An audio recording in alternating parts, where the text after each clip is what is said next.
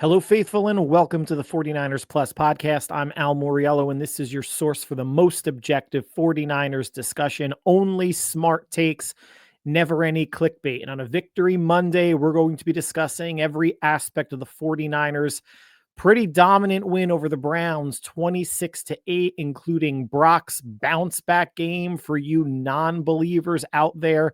What we learned, we're going to discuss what we learned about Brock, which is going to be a pretty quick segment. Stats about the game, situational analysis, offense, defense, special teams, what the naysayers will still be saying, maybe not about Brock, but about the team, some injuries of note, and game takeaways after the Niners improve to now 9-4. But before I start off with anything more substantial, do you guys hear that? Like if you listen closely,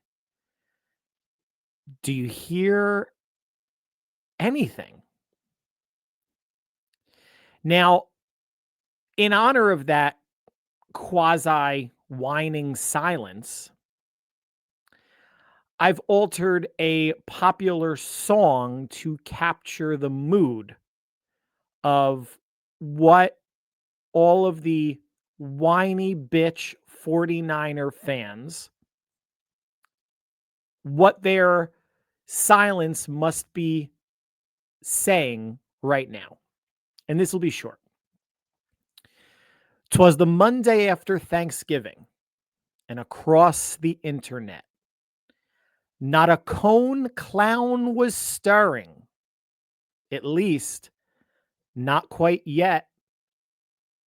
That's all I got.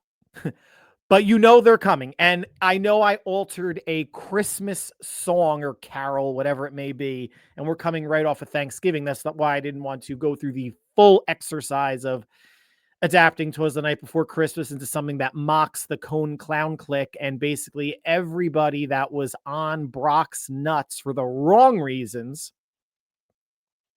Maybe if there's some big performances near or after the Christmas holiday, we'll do a full-blown altered rendition in unison mockery of those really bad fans.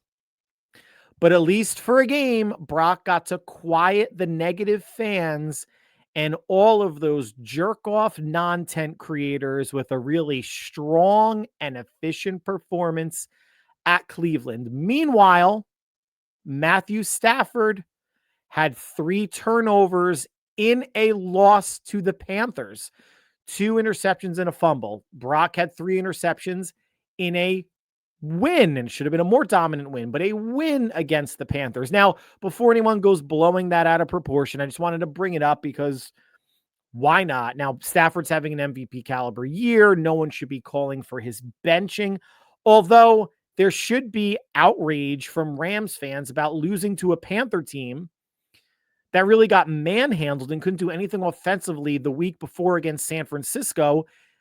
And a win would have kept them a game ahead of Seattle and a game and a half against San Francisco. Now the Rams come back to the pack, have already split with the Niners, have Arizona twice, and have to go to Seattle. The Rams, and they have the Lions upcoming in a couple weeks. By virtue of that loss, they've made it really interesting in the NFC West. So while no one should be calling for Jimmy G over Matthew Stafford, it's just proof, guys, that quarterbacks can have a bad game. And the fallback is going to be, yeah, Al, but 40 interceptions in his first 34 starts. I gave you a whole list of 8 Hall of Fame quarterbacks, 2 of which are soon to be Hall of Fame quarterbacks, including Matt Stafford, who had just as many, if not more, interceptions than Brock. It can happen. 2 of Brock's 4 games, he's played clean, no interceptions. 2 of his games, he's thrown 2 and 3 interceptions, right? 2 against Seattle, 3. I'm sorry. No, did he throw 1 or 2 against Seattle? Yeah, my bad. 1 or 2 against Seattle, 2 against Jacksonville, and 3 against the Panthers. So in 2 of his 5 games, he's played a clean game. That should still get better. I'm not a Brock apologist. It should get better, and it should get better and needs to get better. 9 touchdowns and 7 interceptions on the year. But let's go to the game specifically at the Dog Pound, where Cleveland got pounded. Brock 16 of 29, 168 yards, 1 touchdown and 1 rushing touchdown. He was only sacked once, and of course that was by Myles Garrett. Not the best game statistically, not a terrible game from a fantasy standpoint, for whatever that's worth. He's on one of my teams along with Stafford. And actually didn't check. I played Stafford at Carolina, who actually had the better game fantasy-wise. But in the elements that weren't there, which is why a week out, 5 days out, 3 days out, people are posting pictures of snow in Cleveland and, oh, it's going to be such bad, precipitation and wet, and he's going to have to throw, he's not using a glove, and it's going to be snowy and icy and everything. And nobody, just go to the fucking Weather Channel's website as you get closer to the game and see what's going to happen as of kickoff. And I knew 48 hours before the game, it was just going to be windy and cold. And that sucks to play in, don't get me wrong. And windy matters. I mean, you saw what happened to Matt Gay's extra point attempt or field goal attempt at the end of the half, hitting the upright. All of the, nobody chills. It's very rare when people chill. Anything about weather, looking a week out, oh, it's supposed to rain or snow. First off, when you're looking on your phone about weather and it says 60% chance of rain on a certain day a week out, it could rain for an hour at 3 a.m. and it'll still give you that 60% chance of rain on that day. So I'm not here to give you a weather tutorial, but my God, if there isn't enough things in life to be hyperbolic about, especially on social media, I feel like we didn't need to hear or get some sort of dissertation or hourly updates multiple days out about the weather in Cleveland when it had no bearing on what the weather in Cleveland was from 1 to 4 o'clock p.m. Eastern Standard Time. Even playing through the wind against a very good defense who played a fair amount of man-to-man and really challenged Brock in the 49er passing game and receivers, Brock was patient. He was decisive. Can anyone with a straight face say he made any bad throws, any risky throws? I counted 5 of his incompletions. 5 of his 13 incompletions were throwaways, which is big. It's something that he needs to do more. The mobility was there for Brock. Dancing around, buying time, rolling right, play action. Not to say that the toe is not bothering him. Of course it is. And of course they're shooting him up with painkillers before the game. Can't imagine what that feels like after the game, running around for, say, an hour and a half because 3 hours is a full game and he's not playing the whole game. In the cold, in a cleat. But Brock, and he even combined the two. Dancing around behind the line of scrimmage, rolling, buying time, and still throwing the ball away. That's what the Niners need more of from Brock, to not eliminate, but minimize the potential for hero throws or off-target throws or trying to fit the ball into too tight of a window throws that could end up in incompletions or interceptions. Can we say the wind was a big factor for Brock? On the passes he attempted, no. And he attempted 29 passes. It's not like Shanahan scaled it back because they were the Browns, because it was Jim Schwartz, because of the wind. The Niners are going to be averaging high 20s to low 30s throwing the ball unless they get into some sort of a wild shootout or they get behind big early and Brock or Mac, whoever the quarterback is, needs to throw a lot more. But 29 throws was not playing afraid of the Browns defense or the weather or the cold or Brock's previous game. None of that. Did it affect maybe the super downfield deep passing game? Sure, there weren't really many shots. We'll talk about that. And the same with Shedeur. You saw the one deep throw he had just got totally caught up by the wind and was knocked away by Malik Mustafa. But for when Brock threw, the wind, the environment, we're not going to say the weather, but the environment was not a factor. Now, after getting up 7-0, Cleveland goes down close to a 30-yard touchdown from Shedeur Sanders to Harold Fannin, the tight end. They go for 2 after a penalty on the extra point attempt, get it to go up 8-7. Cleveland kicks off into the end zone. Niners start the ball at their own 35 with 39 seconds left. You knew Kyle wasn't going to kneel on it. If it was a kick return that got them out to the 20 and it burned 7 or 8 seconds, maybe they hand off once to McCaffrey, see what happens, and then, they could decide to kneel or hand it off 3 times. I think Cleveland had 3 timeouts, but you knew Kyle was going to attack. Between Matt Gay and the weather, the field goal attempt, you had to get inside the 30, probably inside the 25 to feel decent about a field goal attempt. But after 2 incompletions, Brock hit Pearsall for a 13-yard out, then Jennings for 12 yards, and then Kittle for that beautiful 33-yard, essentially a corner out. I think, did Kittle call it a Trojan or something in the post-game presser? One-handed catch that he corrals down to the Cleveland 7. Takes it down to about 6 or 7 seconds left. Matt Gay makes the field goal off the left upright. The Niners are up 10-8 and would not trail the rest of the way. They would score 16 unanswered in the second half, 19 unanswered overall. The mobility was big, and I said it earlier. He wasn't wearing the steel plate in his toe. You have to assume every week the toe's going to get better. Never to 100% until the offseason. But mobility is part of Brock's game. Only ran, I think, twice for 4 yards. So two 2-yard runs. One was a touchdown. One was another a pickup. But the read option was such a big call by Shanahan. They were trying the running game. We're going to get into it. Was what you would expect from a 49er running game. Like, they are what they are. If you get over 100 yards, you celebrate. Otherwise, they're going to be in that 80 to 95 yard range probably every game. But Brock showed the mobility however much mobility you want to say on the read option, but he was able to get in, right?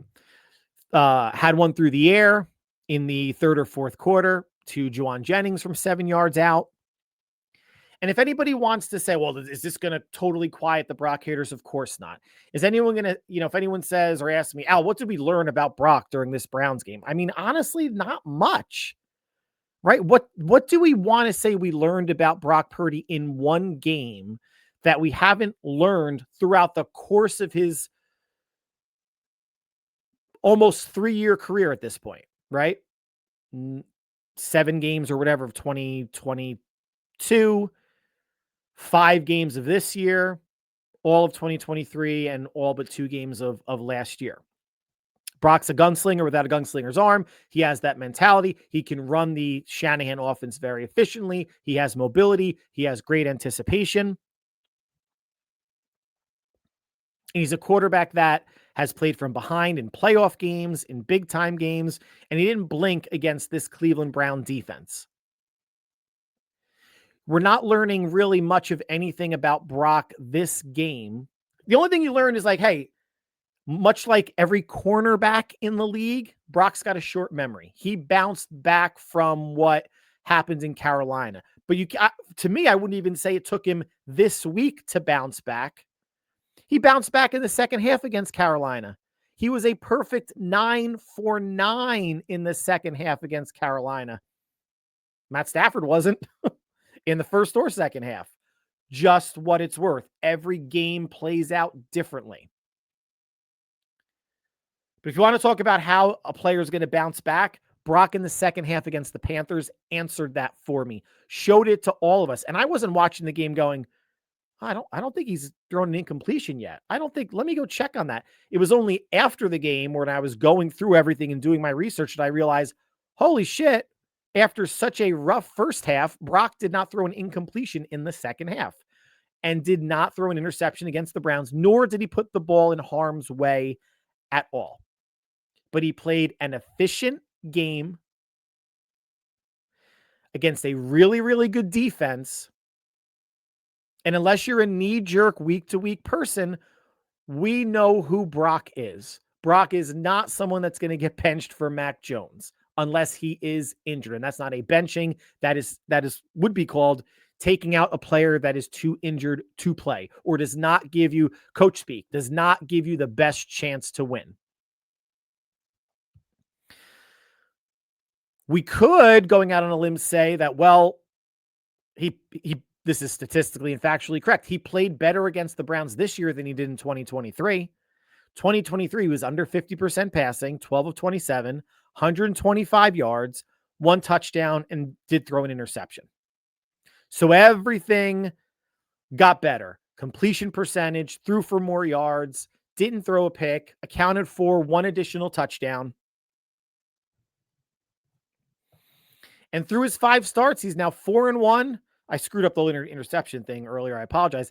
9 picks, 9 touchdowns, 6 picks on the year. And yes, needs to cut down on the picks. We all get it.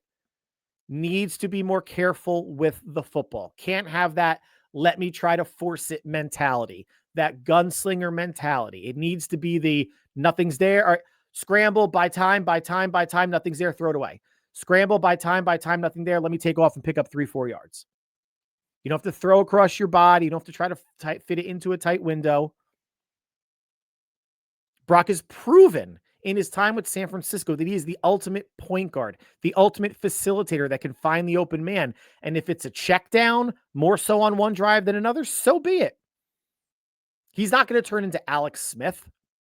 That's just not who Brock's mentality is. He's looking to push the ball. Mac Jones is more of, and he's not a check down merchant, but he's more of a check down passer than Brock. And that comes into the being more careful with the football and taking what the defense gives. Brock needs more of that. The haters take it to such an extreme that when he throws a pick or 2 or God forbid 3, the world is falling. And they make radical, rash proclamations that are nonsensical, since just because you have a say, just because you have a voice doesn't mean you have a say. And thank God you clowns, especially in the Cone Clown Clique, have no bearing on anything that goes on with the team, from personnel decisions to free agency to the draft to anything. You guys have gotten the vast majority of it wrong. How do I know? Because I see it. So this is the first time you guys have seen the stats that the Niners have won in Cleveland since 1984. That was a Montana-led team with Bill Walsh prior to Jerry Rice being there. That was a 41-7 resounding victory by the 49ers. And oh, by the way, that Cleveland game came a week after Joe Montana threw 4 interceptions at home in a 23-17 win against a bad Cincinnati Bengals team. Can you imagine if there was social media then? And that was the season that the Niners went 15-1, rolled through the playoffs, beat the Dolphins in the Super Bowl. And I think the Niners might have been 7-1, 8-1 at the time. But a 4 interception performance in a win. Can you imagine? There's no way the Niners are going to win the Super Bowl with Joe Montana wasn't Joe Montana in 1984 prior to his second Super Bowl win. But can you imagine the fan base, the Jesse Nailors, Grant Cohns, Ryan Scumbag Hensleys of the world? You beat the crummy Bengals team and you threw 4 picks. They're not going to beat good teams in the play. Yeah. How'd that work? Steamrolled through the playoffs. Sometimes it's just a game, guys. And sometimes what looks like a trend of interceptions or whatever it may be, incompletions, QBR, QB rating, completion percentage, doesn't mean that in the big moments, or for the majority of the time, a player can't play big. Lamar Jackson, everybody goes back to him, and it's easy. Can put up all these sterling numbers in the regular season, folds in the playoffs. Josh Allen can win an MVP and have some good games and then, a couple bad games and just not being able to take the next step. And Patrick Mahomes and the Chiefs have had everybody's number in the AFC. And right now they're on the outside looking into the playoffs. So at least if the Chiefs don't make the playoffs, we are guaranteed to get someone other than Kansas City in the Super Bowl. And I don't even know who I can stomach in the AFC to make it to the Super Bowl. Maybe the Bills and maybe the Chargers. Everybody else, the Colts, they're boring as shit. So are the Patriots. I don't want to see them. Broncos are boring. I mean, it was an interesting overtime game against Washington on Sunday night, but that's a boring fucking team. Digress. So Brock's back. No, he's not. He never went anywhere. Brock's the type of quarterback that you take the good with the bad or the good with the not so good, ups and downs, roller coasters, like every player in the league, like every quarterback in the league for the most part. But when things get a little rough, fans, you don't have to get so down on everybody thinking that Lynch is shit and should be fired. Kyle's garbage. Brock is like everybody's garbage. You have a bad game and a win. A bad game and a 20-9 win. Garbage. That's why these non-10 creators are just nobody fans. There's just far too many weirdos out there that are listening to them. Now, the offense, the running game, didn't perform as well as 2023. 2023 got over 100 yards. This time was just under, but the volume mattered, right? 33 for 91 and 1 touchdown. McCaffrey, 20 for 53 and a score on that, on their second drive, which they scored. Brian Robinson went 8 for 26. So the running game, guys, at this point is what it is. Ben Barch went out with an injury. Spencer Burford came in. Didn't really matter. Browns are better against the pass than the run. Giving up almost 107, 108 yards a game. They're top 11. Held the Niners under San Francisco's season average rushing and under Cleveland's season average, whatever they allow on the ground. So the Browns did what the Browns do. They play defense. As far as the receiving core, Kittles, Jennings, and McCaffrey all had 4 receptions. Juice and Pearsall with 2. That ends anybody who caught a pass. So only 5 players caught passes. So you can't say that Brock sprayed it around. But players came up big, especially on third downs when they needed to. The defense, outside of the one scoring drive, played well. Yes, it's against Shedeur, and he's a very young player. And yes, it's against an offensively challenged Browns team who's essentially bottom 5 in every category offensively, except for running the ball. But Shedeur was sacked 3 times, 2 by Clelin Ferrell, 1 by Keion White, also known as the guys they acquired at the trade deadline. Hater fans, whiners about not making another move. Well, Keion White wasn't the trade deadline, but you know what I mean. Close enough, and they didn't get anybody the actual day of the trade deadline.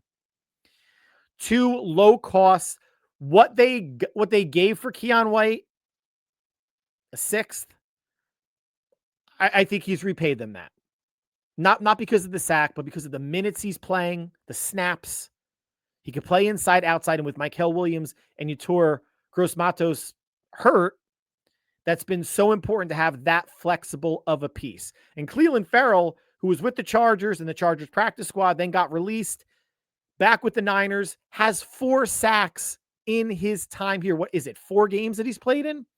And I saw a stat, and I didn't verify it, that Clelin Ferrell hasn't had more than 4.5 sacks in a season. I don't know if that's correct or not. But assuming he stays healthy this year, John Lynch, please re-sign Clelin Ferrell. I am not saying he's the answer to their pass rushing woes, or he's the answer next to Nick Bosa when Nick Bosa get healthy. I'm not saying that. But are any of us out there saying that Clelin Ferrell is not worth being defensive end number 4 on this team or any team out there in the league? Are you telling me that 32 teams in the league, 4 defensive ends, that's 128 defensive ends total? that he's not one of the 100 to 128th best defensive ends on the planet? I'll say it again, that he's not one of the 100 to 128th, that bottom tier of defensive ends on the planet. And the Niners are still rolling out with the likes of Sam Beal, or I'm sorry, Robert Beal and Sam-O, who, good for Sam-O. They're both free agents after this season. But holy cow, at DN4, they can and have done a lot worse than Clelin Ferrell. Bring him back, whether it's a futures contract or whatever. Again, you could do so much worse than Clelin Ferrell as your DN4. Now, when Bosa comes back, it'll be Bosa in no particular order. Bosa, Huff. I don't know if Michael, if they're going to look at him as purely a D-end or a tweener like Keion White. I don't know if you bring Sam-O back or you bring Clelin Ferrell back. They should definitely go defensive end in the draft, if not draft and free agency. But again, if you want to hold a spot for DN3, and I don't know if that's Michael, right? Because again, he can play inside, outside. But Clelin Ferrell, you could do a lot worse as defensive end 4, and I want to see him signed at the end of the season to a futures contract or whatever you want to call it, a 1-year, 2-year deal at the end of the season. Good health, nothing catastrophic permitting. So 3 sacks. You get a fumble recovery by Luke Gifford when the Browns decided to put tight end Harold Fannin behind center for a QB sneak. Someone's got to explain if he's taken numerous snaps before. I think he went to Bowling Green in his college, high school, or professional life. Fine. But you're telling me Shedeur Sanders couldn't take that snap and pick that up? I know he's not a big guy, but does it really matter? You have Harold Fannin pushing on the backside of your quarterback, who's much more sure-handed taking a snap. That was a ridiculously bad decision by the Browns. And the run defense, Quinshon Jenkins had a pretty good game. He went over for a little over 90 yards, 31 rushes for 138 yards, so about 4.5 yards a carry. Good game running, but it didn't hurt the Niners too much. I mean, there was a drive in the second half, which I don't know if it ended in the quarterback sneak fumble, where they weren't even passing. They weren't even attempting to pass the ball. The Browns were just running the ball down the field. I think when they started inside their 10, and I think eventually that drive fizzled out, or maybe it was the touchdown drive that Shedeur threw to Fannin. I'm not sure, but the Niners got lucky that Shedeur was the quarterback in some ways, right? A competent quarterback could have mixed the run and pass better and kept the defense and Saleh on their heels a little bit more. It was, even though he threw the ball a decent amount and had a better completion percentage than Brock Purdy, Shedeur Sanders wasn't a threat to really beat the 49ers through the air. Defense played good against a bad offense. It's what you want to see. Each team only had about 253, 254 total yards of offense. This wasn't a shootout by any means. And special teams, give it to Sky Moore. Another game, another good return, 66-yard punt return that sets up the Niners' first touchdown. Darrell Luter had a recovery of a muffed punt return. I think that was inside the 20-25 of Cleveland. But this is going to dovetail into what the naysayers, if they are saying anything out there, what they could be saying. And I'm not a naysayer. You guys know that. I'm not the most optimistic person in the world, but I'm not a naysayer. And as you're listening to me say this, I'm going to say it like in a mocking-ish tone, but I'm just going to give you some facts, things to think about. A naysayer could say none of the 49ers drives were longer than 58 yards. None of their scoring drives were longer than 58 yards. And that was the drive before the end of the half from their 35 with 39 seconds left that went 6 plays, 58 yards for Matt Gay's field goal. After that, when we're talking second half, or I'm sorry, before that, you had Sky Moore's punt return, right? Got it to the Browns 16, 6 plays, 16 yards. McCaffrey scores on a 1-yard touchdown run. Naysayers can look at the Harold Fannin fumble. 9 plays, 32-yard drive for the Niners leads to Purdy's read option touchdown. Then after the punt return fumble that Darrell Luter recovered, 6 plays, 18 yards, Jennings for a 7-yard touchdown. And then lastly, after the Niners stopped Cleveland on downs, I think one of 3 or 4 times, 9 plays, 29 yards, 31-yard field goal, capped off the scoring. But this was a game where yards and time of possession were basically even. Turnovers, Niners got 2, Cleveland none. Third downs, the Niners were 11 of 17. That's over 70% on third down. Cleveland 3 of 11, under 30%. Fourth downs, Cleveland was 0 for 4. Niners didn't go for it. And the Niners were 3 of 5 in the red zone. Granted, they basically got the ball in the end zone. Now, where, yes, the Niners and Purdy were not asked for long sustained drives, but they cashed in when they got it. 3 for 5 in terms of touchdowns in the red zone. The Niners would have won this game even if those touchdowns turned to field goals. So 21 points turns to 9 points. They would still win the game 14-9, 12 less points. But they cashed in. Cleveland gave them the ball in plus territory. San Francisco cashed in. And it was going to be a slugfest, a dogfight in terms of cracking that Jim Schwartz defense. I'm not going to say that Kyle did or didn't, but they were efficient. They didn't turn the ball over. They controlled Cleveland's offense, and they found themselves in advantageous situations, field position-wise, and cashed in on it. Now, injuries, Ben Barch, foot could be a Liz Frank injury or sprain. He's going to go on IR. He's basically done for the year. Juice, rib fracture. He's going to be reevaluated next week. And Nick Martin, the linebacker, as of this recording on Monday night, is currently in concussion protocol. So Ben Barch's position, even with Barch going on IR, they still have 8 offensive linemen on the 53. If needed, they could always, I think, call up Nick Sakiel one more time or promote him to the 53. They have Brandon Parker that could play tackle again in a pinch if needed. I don't think they make a move for another offensive lineman because even if you have 9 on the 53-man roster, they are only dressing 8 on game days. So I think that spot, Barch's spot, is probably going to go to Yetur Gross-Matos if the hamstring is coming along well.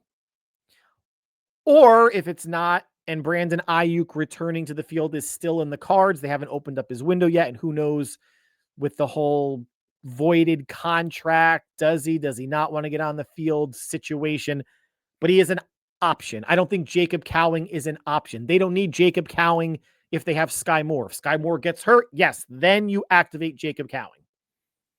There's no need for Jacob Cowing to see the field this year again, unless Sky Moore gets hurt. Same for Jordan Watkins. Unless one of the veterans ahead of him gets hurt, this is a learning year for him, which is always going to be a struggle in a Shanahan offense, drafting a skill player early, unless you're investing a very high mid-first round pick or higher. It's going to be hard for players to get on the field early, or in some cases like Jordan Watkins and Jordan James, at all their rookie season. Now, quickly, some game takeaways. Brock is capable of protecting the ball. We've seen it happen in the past. This rash and spate of interceptions this year, at least multiple interception games, hopefully it's a phase. A lot of it is what Brock's mentality is as a gunslinger without the gunslinger arm. I'll keep saying that. But he's capable of protecting the ball. We all knew that. He's had more games where he's had cleanish games. And if a quarterback throws an interception, are we going to hold that against him? When you start throwing multiple, then it starts looking bad. But, a good year for a quarterback. If a quarterback throws 34 touchdowns and 10 interceptions, that's a pretty good year. That's basically it's more than one interception every other game. So I'm not going to say, he can't ever throw interceptions. Let's be realistic about quarterback play in the NFL. like I said, leading up to this game, you don't want to compound mistakes. You don't want that first holding penalty turning into a second and really digging yourself in a hole, or illegal contacts, fumbles, incompletions, interceptions. You don't want a streak of something, especially during a game, that really puts you behind the eight ball. And throwing multiple interceptions, having multiple turnovers in a game like the Browns did, puts you really behind the eight ball in terms of field position, points, and what you want to do offensively. It can take you out of your game plan. But the defense, in terms of takeaways, now has 8 takeaways the last 3 games. That's not counting fourth down stops, which essentially should be a takeaway, right? They would have had 4 more of those this game against the Browns. 8 takeaways the last 3 games, and over those 3 games, they're allowing 13 points a game. The last 2, 9 points to the Panthers, 8 points yesterday against Cleveland. And this was a big win, one, because I had it as a loss. And I was on record saying it. I didn't think the Niners would make Shedeur look like a superhero, but I thought, and I said, until Kyle can show me that he can crack the code on a Jim Schwartz defense, I'm going to pick the Jim Schwartz defense. Doesn't make me a pessimistic fan or anything. I just wanted to see it happen. Figured Brock would bounce back, maybe close to the way he did, but he played a really, really clean game, probably a better game in that environment and against that defense than maybe any of us thought. No, he was never going to throw for 300 yards. I didn't even think he would ever throw for 250. Played well, played on time, and played smart. And when you have offense doing that, defense doing what they're doing and getting some takeaways, and special teams doing what they're doing and getting a takeaway themselves, complementary football, all 3 phases contributed to an 18-point victory. And because of the Rams' loss to Carolina, that's why power rankings don't matter in the NFL. It matters in college football, or at least not the power rankings from nobodies on ESPN.com or CNN or whatever, but the actual BCS rankings, or whatever the hell they're called now.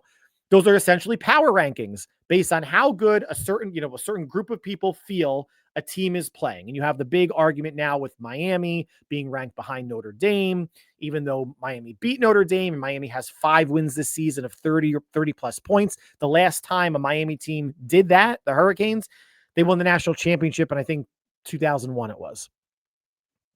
It might be off on the year. But with the Rams losing, and everyone's, the Rams are going to cakewalk to the Super Bowl in the NFC. They're the clear best team. Now what? Now, of course, week-to-week league, knee-jerk reactions. Maybe the Rams can be had. Any given Sunday, guys. Any given Sunday. And now the NFC West is in play for San Francisco, because now the Seahawks are in first in the NFC West. I'm sorry, the Rams are still in first because they have the tiebreaker over Seattle. But the Niners' path to win the NFC West is clear.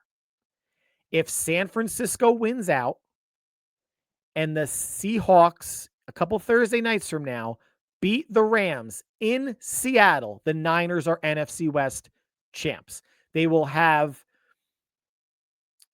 split with the Rams. They will have swept Seattle if it comes to pass. And they will have the best division record of the 3, which is going to be the first tiebreaker. So let me repeat that. If the Niners win out, meaning bye week, they beat Tennessee, and 3 of their last 4 games at home, they beat the Titans, they go to Indianapolis and beat the Colts, they beat the Bears, who right now are the number 1 seed, which is ridiculous, at home in San Francisco, Santa Clara, and end the season against the Seahawks. And that game could be for the NFC West, could be for a number 1 seed. That game might be flexed to prime time on NBC, which the last time the Niners ended the season against the Seahawks on NBC, remember 2019, Dre Greenlaw stopping the Seahawks at the goal line to preserve a victory, give the Niners a 1 seed, and propel them on their Super Bowl run against the Chiefs. So much can happen between now and then. The Niners would need some help. They would need, like, the Packers to lose a game. They would, you need to shake out in terms of if you have more than one team tied. If you're not in the same division, it's going to go against your wins and losses against common opponents. So much needs to shake out, one step at a time. And the first step was this game, getting a win. The next step is, forgot the bye week, Tennessee, get a win there, get to 10 wins. And 10 wins could get them in. You feel a lot better about 11, right? A lot better about 11, even if it's just a wild card. But there is still the, we're going to say the possibility. It might not be a high probability rating, but the possibility that this team can finish 13-4. Can you imagine? Can you imagine? I wouldn't bet on it. 9-4. They got 4 games to go. 3 of 4 are at home. And the Colts have come screaming back to earth. Get healthy at the bye. Take the Titans game seriously. Pound them. Leave no doubt. And then it's either Sunday night or Monday night against Indianapolis. Then I think another primetime game against the Bears, and could be a primetime game against Seattle to end the season. A lot to shake out. But for any of you that were hesitant about the playoffs weeks ago, thought the season was over when they were 6-4, what about now? That's why there's no value to rushing to judgment, rushing to proclamation, rushing to have some sort of an emotional outburst either way when there's so much football left. The Niners only have 4 games left, 5 weeks left in the season. Still so much can happen to not just San Francisco, but to every team. But to know that in a way, everything's out in front of them, everything's ahead of them, and you hear that cliche a lot. In some ways, they hold their destiny in their hands, that if they win out, there's the real possibility that they're the NFC West champs. A real possibility. And at 9-4, with all the injuries that they have had to overcome and are getting healthier, but you're still obviously not going to have the 2 biggest pieces on your defense in Bosa and Warner, and one of the biggest pieces in Ayuk on offense. To say that the Niners would be 9-4 with everything that happened to start the season up until now, people would have laughed. Per Kittle, I agree. People would have laughed, would have said unreasonable. Even David Lombardi, the biggest Niner Glazer homer out there, would not have predicted that. Yet here we all are. And in a weird way, it's a shame that the Niners aren't healthy this year, because the NFC is wide open. The AFC is open. How good do you really think the Patriots are, or the Broncos? You saw what happened to the Colts. The Chiefs may not be in it. The Bills could be getting knocked out. The Ravens. There's, as much as we want to say the Rams been the best team in the league for like a month or so, and you could say that, and people can still make the argument that they still are. But this week just showed, and with the Ravens Thanksgiving night against the Bengals, blown out any given Sunday. But the Niners go into the bye 9-4. They're going to get a little bit healthier for the stretch run. 3 of 4 at home, everything in front of them. They're going to need some help, but you have to figure they get a win, if not 2. They get a win, they're looking really good for the playoffs. They get 2, they should be a lock. They get 3 or 4. The NFC West, which we never would have thought would have been in play really at any point this season, outside of maybe the first 2 weeks, is now a distinct possibility. There's going to be another podcast this week, just a matter of when, guys. With the bye week coming up, it could be towards the end of the week, and there could be another one midweek after that, previewing San Francisco and Tennessee. So there is more to come. But like always, I want to thank you for taking time out of your busy schedule to make us part of your viewing or listening routine. Hope you guys all had a great Thanksgiving holiday, a great Sunday in terms of football for San Francisco. The only thing that did not go, at least in my mind, the Niners' way, is the Bears beating Philadelphia, but that also brings Philadelphia back to the pack, right? In terms of if that number 1 seed's in play. And I'm not trying to get hyperbolic, but statistically speaking, when you do the math, it's a math problem. If the Niners win out, and don't tell me it's less of a chance than Powerball, if the Niners win out, there is a real chance they're the number 1 seed. Who would have thought? Guys, whatever you are doing between now and when we speak again, stay happy, healthy, and safe. We will talk soon. Take care, all.